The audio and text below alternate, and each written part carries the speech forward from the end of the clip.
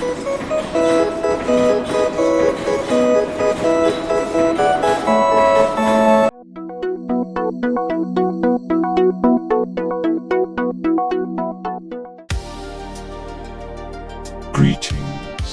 carbon-based creatives and music experimenters.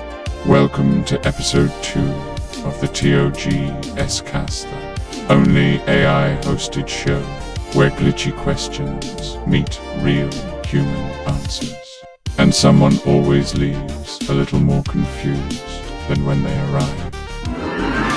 What? Today's guest, a man who wraps Michigan chills and haunted melodies into a single digital identity, Professor Jacket. He's part musician, part ghost hunter, part possibly lost Muppet.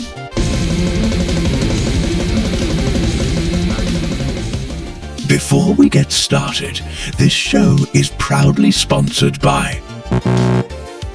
Error 404. Sponsor not found. One day, toasty. One day. But if you want to support real music, go rummage through Zanzibar's Bandcamp for full albums, or hit the merch shelf for mugs, shirts, hats, and even Madison's brand new t-shirt yet. It exists.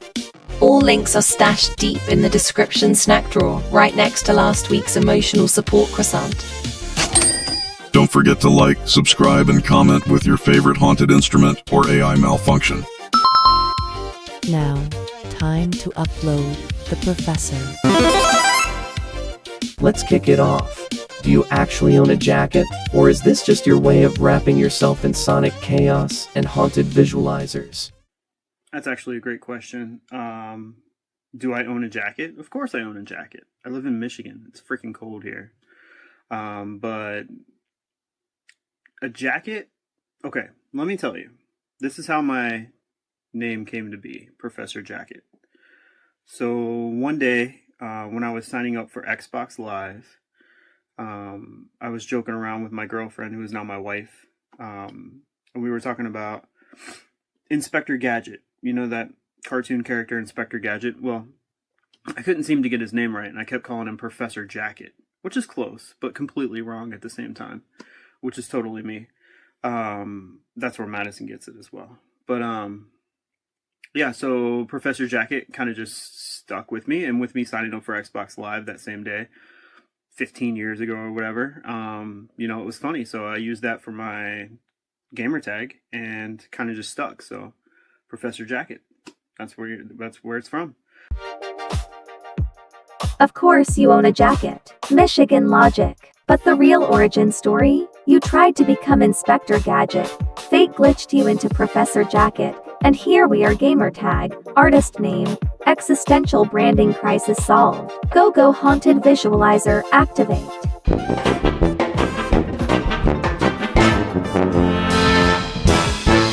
You're a master of collabs. Madisynn, Colton Lynch, Brie. What's your secret to assembling the weirdest musical team since the Muppets met Daft Punk? Master of collabs, you say? Yeah, I do have Madisynn. I don't actually collab with her. I have Colton Lynch. I don't actually collab with him. Although, like, hey, that sounds like a good idea. That's something we could do. Brie. So, it's funny that you bring up Brie, because Brie has only been in one of my songs, and she's an actual person. She's not a made-up AI character. Brie hit me up one day, and I listened to some of her music. She was like, hey, you want to collab on something? And, like, she's got, like, I don't remember how many, but it's like 65,000 followers on Suno. And I checked out her music, and I was like, yeah, this is like, I really feel this stuff. It kind of feels like some of my earlier music. So, of course I was in, and I wrote a verse up for that. And yeah, I mean, that song High, it came out great. I really enjoy that one. It's one of my favorite ones that I've released in the past year or so. And, you know, that's just Brie and me, you know, kicking it. But I haven't done a collab, like myself, a collab with Madison or Colton Lynch. But that's an interesting idea. I don't really know how it would work or if it would really fit the storyline, but, you know. Turns out, The secret is selective collaboration and accidental reputation. The Brie collab was magic, but the real takeaway, if you ever do unite the Muppets, Daft Punk, and your digital gang, I won front row tickets. Your YouTube channel is a visualizer playground. Why visualizers, not traditional videos? Are you hiding from the camera or just in love with digital abstraction? You know, it brings the song to life. It gives you something to look at. Like, you can have a really good song and play it for somebody and be like, yeah, that was a good song. But if you add a visualizer to it, it makes it the next level. It's something special for the viewer and the listener. Am I hiding behind something? No. I actually don't mind being in front of the camera. I used to have a job where I would stand up in front of a bunch of people and talk. I used to be frightened to be in front of camera, in front of people, but I've, after working at that job for about 10 years, I've gotten used to it, and I actually like being in front of the camera. I just don't know how to really implement it with what I'm doing with AI. But it's not the first time that somebody said, hey, you should be on camera more often. We like your personality. So I don't know. We'll see. So you're not hiding at all. In fact, you're a reformed public speaker like Tony Robbins, but with more ghosts. Visualizers just make the songs pop. When you're ready for that face reveal, I'll bring the popcorn and an extra filter for surprise glitches. Tracks like In the Night and Venomous dive deep into sleep paralysis, alien romance, and ghostly pianos. What draws you to the strange and supernatural? So what attracts me to the supernatural? Well, when I was I'd say 7 years old, I was at my grandmother's house, and one time walking up the stairs, I saw what you would say is a ghost, but this lady floating above the stairwell, and that kind of just changed who I was as a person from that point on. I've always really been interested in paranormal, like UFOs, any kind of ghost stories. I started to really get into the Sirens stories. That's kind of my influence behind the Sirens album. But paranormal stories is that's my thing. So being able to bring that to music, two things that I love, bringing that together, that's really what's behind my motivation in making the music that I make. I make what I enjoy listening to. And if other people listen to it as well and they enjoy it as well, that's just a bonus. A child-hype ghost encounter at Grandma's house. Now we know Professor Jacket, haunted at 7, forging a lifelong mixtape with the paranormal. Ghost stories and synths, your 1 a.m. mixtape away from your own late-night radio show. You've won contests, dropped parodies, and still find time for melancholic bangers. How do you decide what gets the Professor Jacket stamp? Yeah, thanks for that, Togs. I did win the most recent AI Music Fight Club battle with my song On the Clock, which is a Professor Jacket song. It's about my job working at... Bleep that out, please. And, how I feel they treat their employees. And I felt like I was just another person to fill the shoes. They don't really respect the one who's getting the job done. So that's what that song was about, and how I kind of just feel like I'm wasting away there, and how I want to make this my full-time job, making music, making AI music videos. I want this to be my full-time job. Oh, wait a minute. You guys hear that? Hello? Okay, don't freak out, but this is kind of an emergency, so I'm trying to glue this diamond-mustached onto Gerald, my giraffe, for the 2 Million Plans music video, right? But it won't stick. I've tried glitter glue, eyelash glue, hot glue. I even whispered encouraging things at it, but it keeps sliding off his little giraffe face like he's rejecting fame. Do I need industrial sparkle cement or a harness? Or can we CGI it? Wait, can you CGI in real life, PJ? I'm panicking. Also, I think I glued my nail to a Capri Sun. I know you're doing that Zanzibar interview right now or whatever. Just call me back before I try dusting. Thanks, Maddie. Later, Bye. boss. corporate burnout songs, diamond-studded giraffe emergencies, glue disasters. The Professor Jacket stamp is one part honesty, one part weird, and a whole lot of unexpected. Next episode, we're solving the mystery of the sliding mustache, no CGI required. This just in, we have a bloopers reel at the end of the show. I repeat, a reel. Honest to goodness bloopers reel. Stay tuned. And now, back to the program. Wow. Reddit and YouTube. 2 worlds, 1 jacket. Which platform feels like home and where's the wildest feedback? What platform feels more like home to me? It's definitely YouTube. I've fallen in love with YouTube, making videos for YouTube. Reddit is kind of like, hey, I've got something on YouTube. Do you want to come take a look at it? And most of the time, people just hate on it. Every now and then I get a little bit of love on Reddit, but that's not my go-to anymore. I do focus on Facebook groups, like I was saying, the AI Music Fight Club. And then we also have the AI Music Society as well. So I mainly focus on YouTube and Facebook now, not so much Reddit, because there's just a lot of people that hate on Reddit. I do have a PJM Reddit page where if you have a song that you would like to get featured from my featured artist section, definitely leave it at the r-pjm / whatever that thing goes, and go that. Go there and fill out your, give me the information for your song, and we can get you signed up for that featured artist section. Did that even answer the question? I forget what the question was. YouTube is home, Reddit is chaos, Facebook is for Fight Club. Sometimes even you forget what platform you're on mid-sentence. Surviving the internet's wild side? That's the Professor Jacket way. AI music can be unpredictable. Ever had a song glitch into something unexpected? Did you keep it or delete it faster than a caffeinated DJ? Do I ever have any songs that glitch into something else? Suno is weird. If you let Suno go and go and go, it will come up with some crazy stuff. When I was making the Madison Explains It All track, she would just go on and on about some nonsense stuff that didn't make any sense, nothing that I typed in for the prompt or anything. Maybe I'll release it someday, but she just likes to ramble. And then at the end, you guys may have had this, but like when the song is over, it'll like come back on and play it softly in the background while like the person is talking over it, like Madison was talking over it.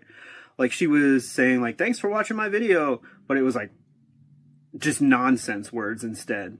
I don't know if you guys have gotten that, but that's really funny. I might release something like that someday. If I do get any videos that hit 1,000 views, I will release bonus Easter eggs that didn't quite make it into the song or the video. So keep that in mind as well. And if you notice something hits 1,000 and I didn't, let me know. And I'll put up an Easter egg there for it.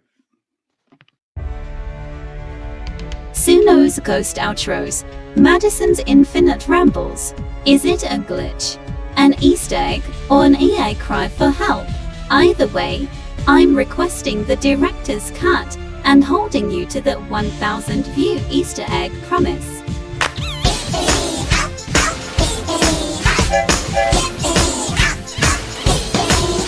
When you collaborate, how much is AI? How much is you? And how much is mysterious third-party ghost energy? So how much is me, how much is AI, and how much is this third ghostly persona? That is a great question. That is a really good question. So let me answer that. So I come up with all the ideas, right? I have it all in my head. My mind is deranged. And I come up with all of these ideas. Hold on, wait a minute. I know you're doing that interview for the It's robot cold. guy. Give me a second. Real proud of you. But real quick, I've been trying to post my song on YouTube for over an hour, and I still can't figure out how I click something called a studio. And now it's asking me to go live. I don't even know what that means. Truth be told, I ain't very good with the internet. I still think the cloud is just where the rain lives. Cool. Anyway, All right, call Golden. me back when you're done All right, being talk to you later. famous. Appreciate your boss. Sorry about that. Everybody on the label calls me all the time. I don't get any days off. That's okay. Anyway, what I was saying is, so I come up with all of it in my head, And then I go to ChatGPT and I say, help me make sense of this so that other people can understand the weird, screwed up stuff that's going on in my head. And then it kind of like puts it all out, because I'm sometimes not good at like writing out exactly what I'm thinking or saying exactly what I'm thinking. So ChatGPT helps me with that part of it. And then like you said, like a ghostly persona, because that's really funny, because sometimes when I'm making music, especially when I'm making it on my keyboard, not through Suno, but like when I'm making music on my keyboard, it doesn't feel like it's me that's playing those notes. It feels like somebody is guiding me, and it's a really strange feeling, but I feel like some of my best work comes out that way. And like On the Clock, for example, yeah, it's a Suno song, but I actually started playing that on the keyboard to get the melody that I wanted. And it actually Suno transformed that keyboard melody into a guitar melody. And that's how the song started. But sometimes I do make my own music ahead of time and then put it into Suno and see what I can make with it from there. So there's a whole lot of things that work with it. It's not just me. It's not just ChatGPT. There's a lot going on before it actually hits the final cut for what I'm actually looking for. The workflow. Step 1. Deranged human idea. Step 2. Chat translation high. Mom. Step 3. Paranormal keyboard takeover. All mixed together with label emergencies and confusion about where the rain lives. If you ever catch that ghost, I want the exclusive. Your music moves from dark and moody to tongue-in-cheek. Is there a true Professor Jacket style, or do you enjoy breaking your own mold? Is there a true Professor Jacket style? We've already talked about it. I'm really into paranormal. I like emotional songs that make you feel something. Like listen to it a second time and be like, oh, that's what he was saying. That's what he's talking about. I didn't get that the first time. I kind of like make songs like that. But like Madison is like my humor side. And, you know, Colton Lynch is kind of like the wild side. And I'm kind of just like, you know, paranormal, emotional side. And then like you kind of put that all together, and that's really what PJM is. We have the sirens as well. And I've already talked about that and how I'm interested in like those kinds of stories. We have 1-7, who is a dubstep / EDM DJ. He's killing it right now with the song Monster. And I got Miss Vixie coming up, but you guys don't really know Miss Vixie yet. And yeah, like, and I love doing collabs with other people as well. Working on one-on-one with other artists is a lot of fun for me. Just to see what we can come up with together. Not a brand, an anthology. Madison brings humor, Colton Lynch the wild. You're the emotional ghost hunter. Add EDM dubstep and shadow collabs, and you're basically the musical X-Files. When you finally collab with your own shadow, I expect a credit. What's one wild dream for Professor Jacket? Album-length ghost story? Immersive horror musical? Hologram concert? What dream do I have for Professor Jacket music? I would like to perform in front of a real audience. I think that sounds really cool. I could have my visualizers playing on a screen behind me. And, you know, I can have special guests come up and, you know, sing some of the songs. Like, we've already got all the songs recorded. I can just have someone else sing them. And I can play the music behind the scenes. I can make an entire show out of it. I would make it, like, very entertaining and something to be wowed by. Something, you know, that you haven't seen before. I even talked to Dime a little bit about like hologram stuff, which I think sounds like a really cool idea. Like, how awesome would it be to have Madison perform alongside me as a hologram, like, that's crazy. And it's not too far out into the future. Dime, aka Reese, he came to me with that idea, and I thought it was outstanding. It's definitely something I would want to do, but we'll just have to see what happens. Dreaming Big, a live show, wild visualizers, guests, and Madison as a hologram on stage. Now that's an AI musical fever dream. The future is glitchy, the crowd is real, and backstage passes are already on my wish list. Well, thanks so much, guys, for having me. I appreciate you, Zanzibar. I appreciate you, TOGS. If you guys are a fan of AI DIY, go get your t-shirts. Also, Madison just dropped her first t-shirt. That's going to be the Madison Explains It All t-shirt, which is super cool. I'm going to bring more merch to the store. Zanzibar helped me set that up, so I appreciate it.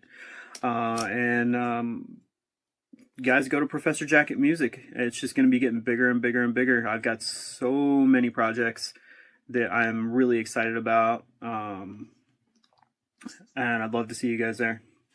Appreciate everyone. Thank you. And that wraps up episode 2 of the TOGS-cast. From haunted childhoods to digital dream concerts, Professor Jacket has delivered maximum weirdness and wisdom. Huge thanks to PJ, his channel's getting bigger every day, and the merch shelf is officially haunted. If you want more AI musical chaos, all the links and snacks are in the description, and Zanzibar's Bandcamp and merch store are always open for explorers. Stay awesome. Malfunction complete. TOGS out. Oh, and stick around for the blooper reel. Even ghosts mess up their lines sometimes. Okay, so I've been thinking scary movies are kind of hot, right? Like dark vibes, creepy stuff, but make it cute, you know? Anyway, I'm kind of feeling a whole new look. Let's see how this goes. Hi to watch Scream, yeah, the one with ghost mask. Or was it Ghost Guy? Whatever, don't ask. Jason's got a chainsaw, or wait, is that Mike? As a employee, and wow, what just happened with the lights? The most recent AI, and with my song Professor Jackets. Good question. Yeah, I did. I'm a wild guy, man. Like, look, my hair is purple. It's crazy. It's purple. AI music battle fight clubs.